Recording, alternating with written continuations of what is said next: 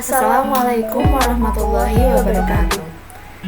Perkenalkan, kami dari kelompok 9 akan menjelaskan mengenai metabolisme protein pada video kali ini. Sebelumnya perkenalkan, saya Rifda Hika, NIM 19.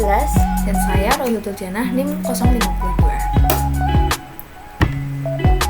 Baik, topik bahasan yang akan kami bahas pada video kali ini yaitu ada definisi, etiologi, dan fisiologi. Lalu ada gangguan metabolisme protein. Lalu ada penegakan diagnosis dari gangguan metabolisme protein itu sendiri, dan yang terakhir ada terapi dan penata laksanaan pasien. Baik, di sini saya akan menjelaskan mengenai definisi dari metabolisme protein. Apa sih itu metabolisme? Metabolisme merupakan suatu proses perubahan makromolekul, terutama pada senyawa organik akibat adanya interkonversi kimiawi secara biologis. Sedangkan protein merupakan makromolekul yang tersusun atas asam amino dengan ikatan peptida. Jadi, dapat disimpulkan bahwa metabolisme protein adalah proses berkelanjutan yang melibatkan sintesis asam amino bebas menjadi protein dan dekomposisi protein yang ada menjadi asam amino bebas.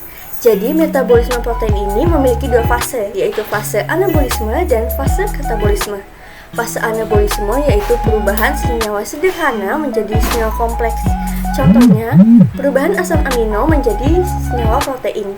Lalu, sedangkan katabolisme merupakan suatu proses perubahan senyawa kompleks menjadi senyawa sederhana. Contohnya, perubahan protein menjadi asam amino. Baik, selanjutnya ada etiologi dan fisiologi. Jadi, dalam metabolisme protein terdapat 4 organ yang bekerja, yaitu ada lambung, usus halus, ginjal, dan hati. Lambung, HCl akan menurunkan pH sehingga akan memudahkan kinerja dari enzim pepsin. Lalu, enzim pepsin akan memecah ikatan peptida sehingga dapat diubah menjadi pepsinogen. Selanjutnya, setelah peptida diubah oleh lambung akan memasuki usus halus, yang dimana enzim tripsin akan memecah peptida menjadi oligopeptida dan beberapa asam amino. Peptida dan asam amino bebas diangkut melalui dinding usus halus menuju aliran darah. Selanjutnya ada ginjal. Metabolisme protein pada ginjal akan melibatkan proses pengeluaran produk sisa metabolisme protein seperti urea melalui urin. Lalu ada hati.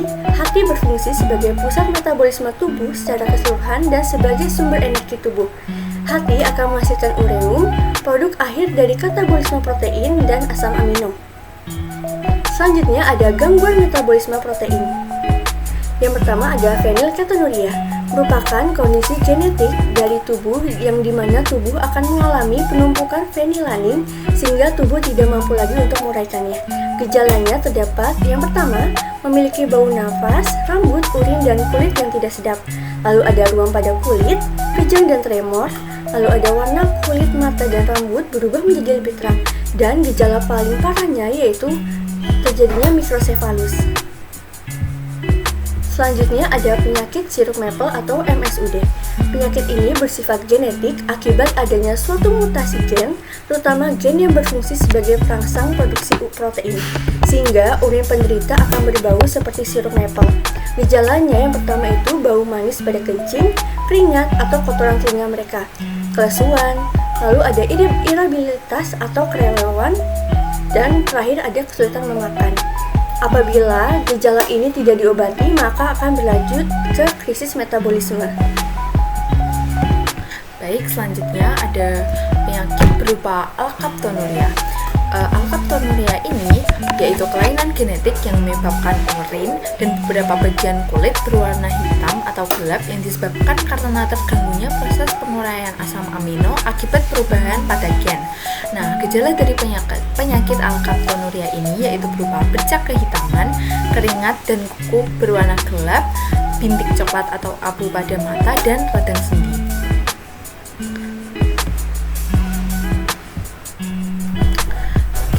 Selanjutnya yaitu ada penyakit ataksia Friedreich.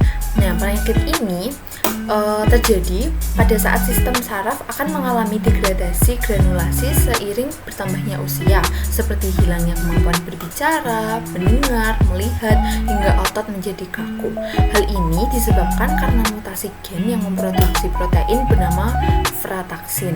Nah, gejala dari ataksia Friedreich ini yaitu berupa kesulitan berjalan, otot dan tendon melemah, gangguan skoliosis, serta kesulitan berbicara, mendengar, dan melihat.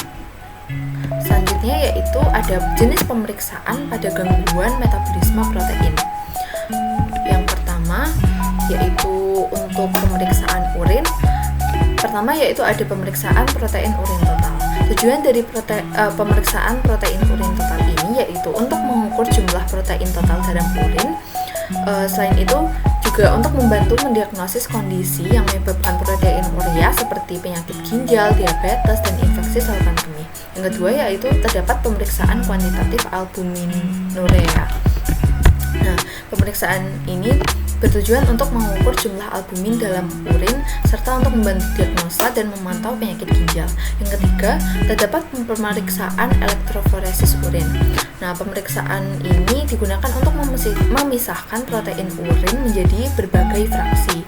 Nah, selain itu, tujuan dari pemeriksaan ini yaitu untuk membantu mendiagnosis kondisi yang menyebabkan kelainan pada fraksi protein. Yang keempat, ada pemeriksaan asam amino urin. Nah, tujuan dari pemeriksaan ini yaitu untuk mengukur jumlah asam amino dalam urin.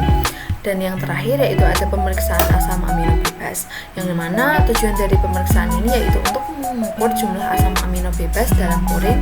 Selain itu juga untuk membantu mendiagnosis kondisi yang menyebabkan peningkatan asam amino bebas seperti kerusakan hati dan penyakit ginjal. Selanjutnya yaitu ada pemeriksaan pada darah. Untuk uji pemeriksaan gangguan metabolisme protein pada darah ini, yang pertama itu ada tes protein serum. Tujuan dari tes protein serum total ini yaitu untuk mengukur jumlah protein total dalam darah. Selain itu juga untuk membantu mendiagnosis kondisi yang menyebabkan kadar protein abnormal seperti penyakit hati, penyakit ginjal, dan malnutrisi. Yang kedua yaitu ada uji albumin serum. Tujuan dari uji albumin serum ini yaitu untuk mengukur jumlah albumin dalam darah. Selain itu juga untuk membantu diagnosis kondisi yang menyebabkan kadar albumin itu abnormal seperti penyakit hati, penyakit ginjal, dan malnutrisi. Selanjutnya yang ketiga yaitu ada uji globulin serum. Nah, tujuan dari pemeriksaan ini yaitu untuk mengukur jumlah globulin pada darah. Selain itu juga untuk membantu mendiagnosis kondisi yang menyebabkan kadar globulin abnormal seperti infeksi, penyakit autoimun, dan kanker. Yang keempat, ada uji elektroforesis protein serum.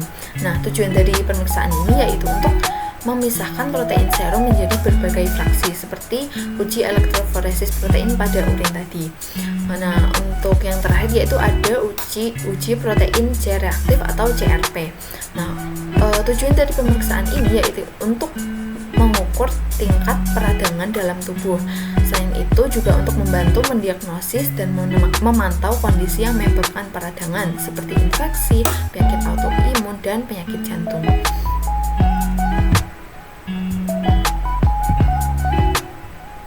Selanjutnya yaitu ada terapi dan penata laksanaan pasien bagi pasien yang mengalami gangguan metabolisme protein. Nah, metode yang digunakan, metode umum terapi dan penata laksanaan gangguan metabolisme protein itu ada 4, yaitu ada diet khusus, suplementasi, pemantauan medis, dan terapi simptomatik. Nah, untuk metode umum terapi dan penata laksanaan gangguan metabolisme protein ini yaitu yang pertama ada diet khusus. Diet khusus ini membantu mengurangi asupan zat yang tidak dapat diurai dengan baik pada banyak gangguan metabolisme protein. Misalnya, orang yang mengalami fenilketonuria harus menghindari makanan yang mengandung banyak protein fenilanin. Yang kedua, yaitu berupa suplementasi. Nah, dalam beberapa situasi mungkin diperlukan suplemen asam amino atau nutrisi khusus untuk memastikan asupan nutrisinya itu cukup. Yang ketiga, ada pemantauan medis. Nah, setiap individu ini yang mengalami gangguan metabolisme protein harus dipantau secara teratur oleh tim medis terlatih untuk memantau kadar zat terkait dalam darah mereka dan gejala yang terkait. Yang terakhir itu ada terapi simptomatik. Nah, pada beberapa kondisi, pengobatan fisik untuk gangguan otot mungkin diperlukan untuk mengatasi gejala.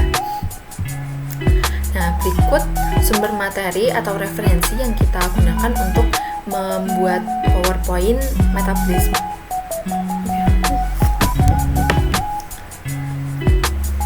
Sekian presentasi dari kelompok kami. Kurang lebihnya mohon maaf. Assalamualaikum warahmatullahi wabarakatuh.